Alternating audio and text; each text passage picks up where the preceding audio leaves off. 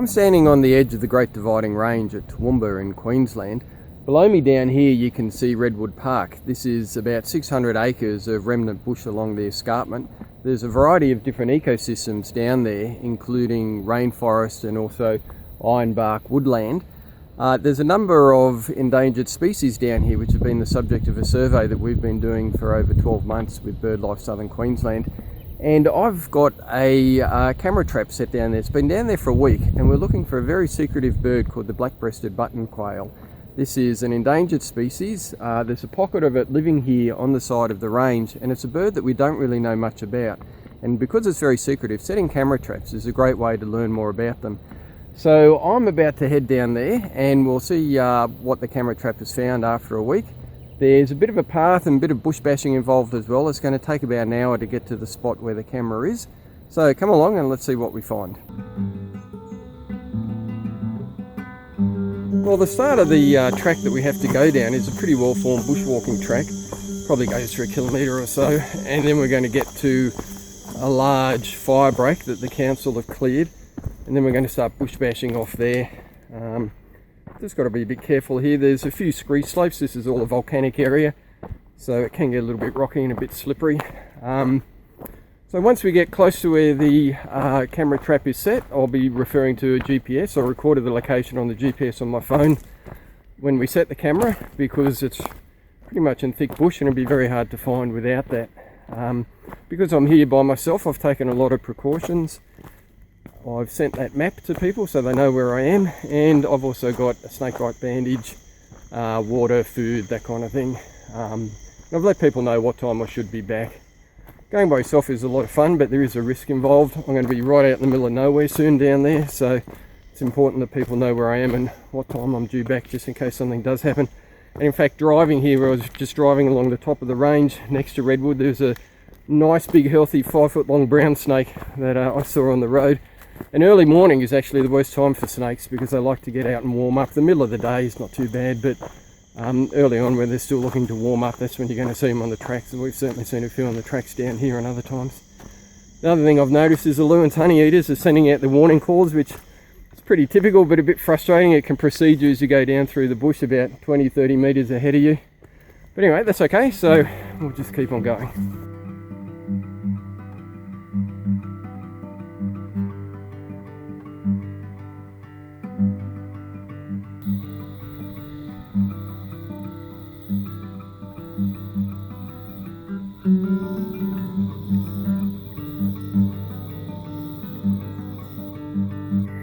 Okay, so we've made it to the start of the long kind of fire break road trail here that the council have put in.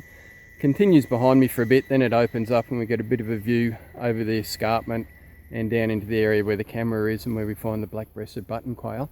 This little spot here is quite interesting. Behind me here is a fantastic spot to see Regent bowerbirds. They're quite often here, both males and females, and the males with a brilliant gold and black. One of the iconic birds in this part of Australia. And also interestingly, if you have a look over here, Redwood Park has had a lot of uses over the years, and in the 1950s there used to be a zoo in the Botanic Gardens here in Toowoomba, and the council decided to let all the animals go down here in Redwood, and they built a fence, a very large fence that covers almost entire 600 acres. You can just see the remnants of it in here, and so we still have part of this fence here.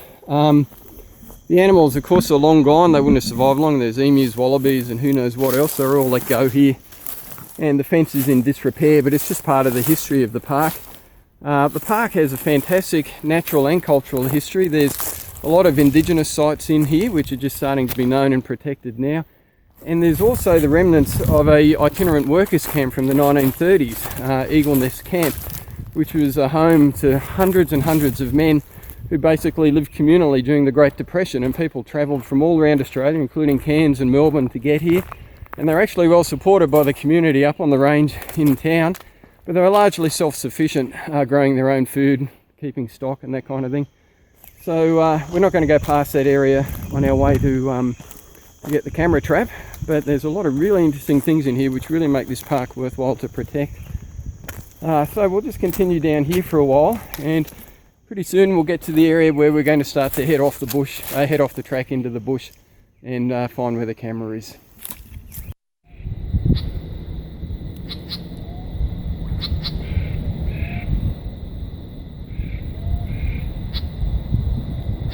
Now I've got to talk very softly. Chattering away in the tree just behind me is a male and female Blackface Monarch. They're summer visitors to this part of Australia. They travel here to breed. They're probably just at the end of the breeding season now. They build a nest out of bark and spiderweb in the forks of trees. Just chattering away up the top there. It's possible that the young have just fledged. Really quite exciting just seeing them. I've seen them here maybe once or twice before, but just seeing that family group is very special. So they like the edge of the rainforest, and you can see here on the clearing that this track is opened right up now. It's a little bit exposed, but there are a lot of birds that like the verges. The edges are very good for insect life, so a lot of the insectivorous birds like the edges. We often see wrens and scrub wrens down here. Again, just further down there's a good place for Regent bowerbirds as well.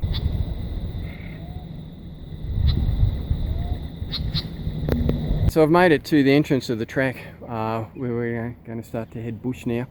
If you have a look just over my shoulder here, you can see a bit of marker tape on that tree. That indicates that's just the entrance to the pathway here where we've got a number of survey sites down there.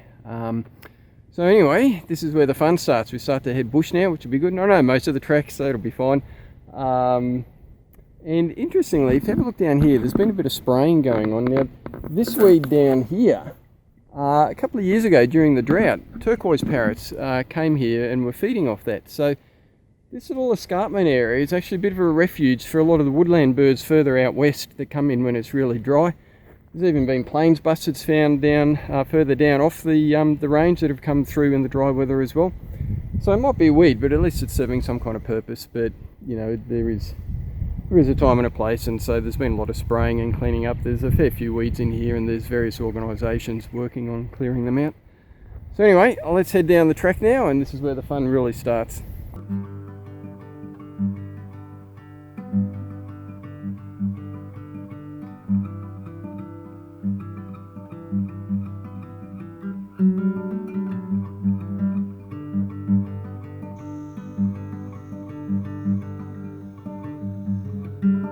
Well, it's a shame to have to break his web, isn't it? But I've got to get through. You can always rebuild it. We're starting to enter now the territory where we're likely to find the black-breasted button quail. See, it's what we call dry rainforest or viney thicket, softwood scrub. So what we're looking for to alert us to the presence of black-breasted button quail are little platelets or scrapings that they make. A little disc shape about the size of your hand, just where they clean the leaf litter away and look for insects and arthropods to eat. So we've set the camera in an area where we've seen platelets before, so it's still a little bit of a way off, but we're getting pretty close to the territory for them now. So I'll just break this poor spider's web here, and we'll have to keep on going. Sorry about that, mate. Beautiful web too, all yellow. I've left half of it there, maybe you can rebuild it. Anyway, now the reason why we're setting a and actually have a look at this here. This is a native land snail. Now these shells get dropped by the pitters and broken open. They're little grey snails inside. It's something they like to eat. They'll drop them on rocks to eat them. Haven't seen a pitter here, but we know that they are here because of the evidence with the snail shells.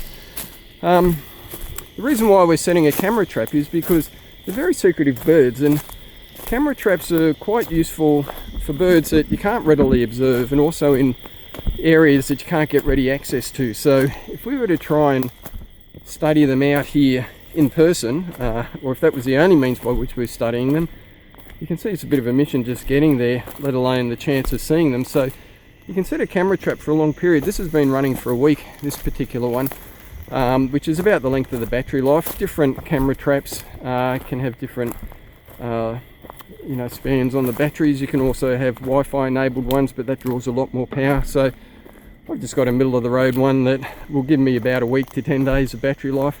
There's a whole lot of storms predicted this afternoon, which is one reason why I'm keen to get it now. So you can set the camera traps for video or for stills. They can, with the videos, they can capture behaviour of animals, so you can look at interactions between the same species or different species. but it really depends on what you're lucky enough to catch. So you've got to think of camera traps as a means to sample what's going on in the area. So then you've got to deal with it statistically the way that you would with any other population sample. But they're also useful in estimating population numbers in an area and things like that. So we're getting a bit close now, just further up around here. So I'm going to switch the GPS on the phone and refer to the map. Okay, so the app's telling me that it's about 50 meters up there, and basically there's no point in trying to follow it as you go, so you just bush bash about 30-40 meters and check in again, see how you're going. So it gets a bit thick, but we'll get through it, and then we'll just check the phone again once we close in. This little ridge levels off a bit, and that's one thing that attracted us to placing the camera there, because there's a nice bit of leaf litter on the more level section up there. Righto, so let's start the bush bashing.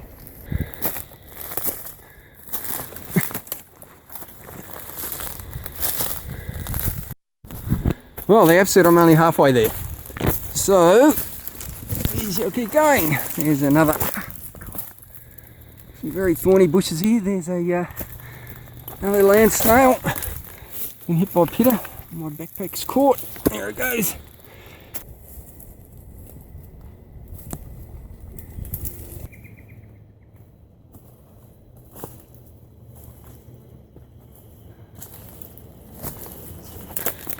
Ah, there it is. I can spot the strap on the back of the tree.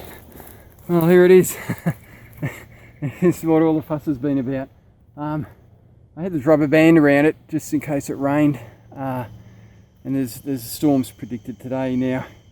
I expect the batteries will be flat. I'll open up in a tick. If they're not flat, we'll be able to just do a quick review of the shots that it's taken. If they are flat, then we'll have to look at them on a computer, but we always review them on a computer properly anyway. So there it is. I'll get it down in one sec. This is the spot that we were looking at. This is the kind of forest floor that the black-breasted button quails favour. To be honest, it doesn't look like there's any scrapings that have been going on here, but it's a bit hard to tell. There's a bit of clearing down the front here. But anyway, we'll just see what the camera shows us. Well, alright, we'll have a go opening it up now and just seeing what we can see. Take this rubber band off, that was just to give a bit of a seal. We've had a bit of light rain, but there's a storm this afternoon, and I'm not entirely sure this one's really that waterproof. So, if we just undo it.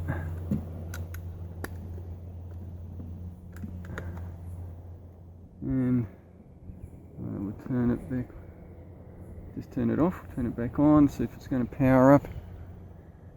It does, good. Okay, so it's got a bit of battery life in it, that's good. Let's go through. Hang on, press replay. Yeah, so I'm just cycling through here. These are just thumbnails from the video clips. It's certainly been triggered plenty of times. It's always tricky, particularly when you're trying to set one of these things in areas of foliage. You don't want the movement of the foliage to set it off. You get lots of false triggers, and I imagine a lot of these will actually be false triggers. I've put it on a medium sensitive setting, so to try and avoid a bit of that. But you know, if there's a small animal in there that's not moving a lot, you want that to be able to trigger it. So there's a bit of balancing involved. When it comes to sorting photos, I've got this set on video, but if you are doing just photos, you can end up with tens of thousands of photos, and there's actually AI software that's been developed which is even more accurate than people at classifying the animals. So you can sort through them all that way very quickly. But just going through here, it's pleasing to see that something's going on, but I'm going to have to get that on the computer to have a proper look at it. So anyway, part one is a success. We've got the thing, so now we just have to climb back up the hill and get out of here. So this is very exciting. We'll see what this looks like on the computer next. Alright, well this is where it gets exciting. I'm home now. I've got the camera trap here. So what we're going to do is take the little micro SD card out. There it is there. That will slide into this SD adapter. And that then goes into this little USB adapter. So there it is there. then all I have to do is plug this into the computer.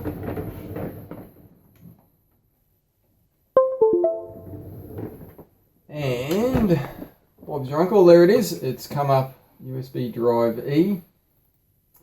So let's have a look at what's here. Alright, well they're all JPEG still images, so obviously there wasn't enough movement or enough consistent movement to trigger the video function. So if I scroll down here, there's 6,195 images. Now that's going to take an age for me to sort through by myself. So let's just have a look at a couple just randomly and we'll see how we go. Now I've got to be honest, I'm not confident that we will have got a black-breasted button quail just based on the inspection of the site where there were no platelets or scrapings. But you never know, so we'll just go through. The first few are usually, sometimes you get yourself setting up the camera, so we might just skip the first few and just come down here. And now the information it gives me, I've got the date, the 16th of February, the time, 9:12 in the morning, and the temperature, 25 degrees Celsius. So there's a lot of extra data that comes with it as well that can be useful for analysing later. So we'll just start skipping through these and see if we notice anything. There's the sunlight moving is quite obvious, and also a bit of foliage moving. So obviously there's going to be a lot of false triggers here just based on the high density of foliage and the movement there. This camera also has an infrared function, so if there's any movement at night, so let's just scroll down here to where we see a few that were taken at night. I'll just change, here we go here. So at night you get black and white images here. There's not enough light to make colour rendering worthwhile. So again, nothing discernible there. Computer's just taking a bit to update. There's 6,000 photos there, so there's a lot of thumbnails to generate and images to generate. Alright, well I'm going to take my time just going through. I will actually check every single photo. Now, is this a success or a failure? Well, it's actually a success. There's no such thing as no data, because let's say I go through all those 6,000 photos and I don't get any black-breasted button quails. Well, that in itself is data. We know that they're in the park, so now we've got to think about why aren't there any here? Is it where I set the camera? Is it the time of year? Do they move around different areas of the park? Is it the weather? There's all sorts of factors involved. So no data is actually data, and there will be something worthwhile that we can pull out of this even if we don't have a black-breasted button quail. So I hope you enjoyed that, and thank you very much.